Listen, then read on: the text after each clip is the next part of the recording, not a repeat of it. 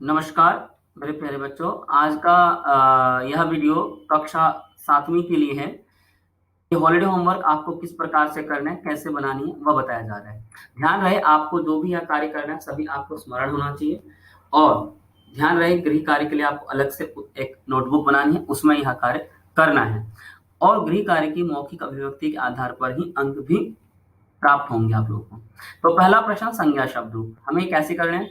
वर्ग पहली एक दी गई है, कर्ता क्रिया के आधार पर संस्कृत में 10 वाक्य बनाओ और उसका हिंदी में अनुवाद भी करें। तो आपको 10 वाक्य इस वर्ग पहली में से चुनना है और चुनने के बाद जैसे मैंने एक दो चुने हैं, पहला मैंने शब्द चुना है गजऊ और दूसरा क्रिया रूप चुना है चलता। इसी प्रकार से मैंने यहाँ लिखा गजऊ चलता, उसका हिंदी अनुवाद किया, 2 हाथी चलते हैं। आपको इसी प्रकार से 10 संस्कृत के वाक्य एवं हिंदी लिखनी है। ध्यान रहे इसमें संज्ञा शब्द रूपों का वर्णन है। दूसरा इसी का पार्ट है जिसमें कहा गया है जो आपको ये शब्द रूप है लिखने हैं और इसके हिंदी अर्थ भी बताने हैं। परंतु ध्यान रहे ये लिखने से पहले आपको ये सारे शब्द रूप स्मरण होने चाहिए, याद करने के बाद ही लिखना है। जैसे यहाँ अकारांत राम के समान सिंह, गज, मृग, छात्र, बाला दिया गया है। लता के समान आपको नासिका, मक्षिका, छात्रा इत्यादि शब्द दिए हैं और फलम के समान ही पत्रम, चक्रम, मित्रम शब्द दिए गए हैं। इसको करने का क्या तरीका यहाँ देखिए, मैंने आपको करके दिखाया। से गजहा, गजऊ, गजहा मैंने एक शब्द रूप लिया है। एक हाथी, दो हाथी, अनेक हाथी। इसी प्रकार मैं द्वितीय शब्द रूप लूंगा इसका गजऊ, ऐसा गजम, गजऊ, गजान। इसी प्रकार फिर इसका हिंदी अर्थ लिखूंगा, एक हाथी को, दो हाथी को, अनेक हाथी को।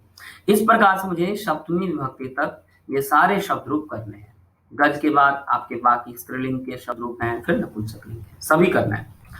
फिर यहाँ पे सर्वनाम शब्द रूप भी जैसे हमने संज्ञा शब्द रूप किया था उसी समान करना है।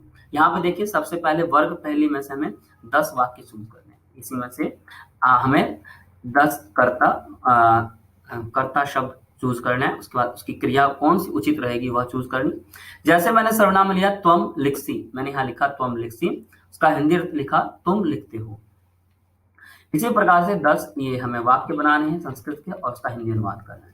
तीसरा इसका अगला भाग है सर्वनाम शब्द रूप। जैसे हमने संज्ञा शब्द रूप किया था उसी प्रकार से एक तालिका बनानी है जिसमें तत्, एतत्, यत्, किन के शब्द रूप लिखने हैं। उसके बाद उसका हिंदी अर्थ भी लिखना है और ध्यान रहे इसके बाद आपको अश्मद, युष्मद शब्द रूप भी लिखना है इसी समान और उसका हिंदी अर्थ भी लिखना है। अर्थात यह आपको लिखना नहीं है, यह स्मरण करके ही लिखना है।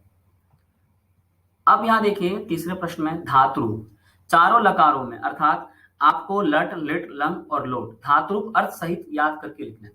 तो ध्यान देंगे आपको अर्थ रूप ऐसे ही नहीं लिखने। आप जैसे मान लो पट धातु का आप लट लकार कर रहे, आपने लिखा पठती, पठता, पठंती, तो नीचे आपको उसका अर्थ भी लिखना पड़ेगा। एक पढ़ता है, दो पढ़ते हैं, अनेक पढ़ते हैं। फिर ऐसे ही आपको पठसी, पठता, पठत, पठा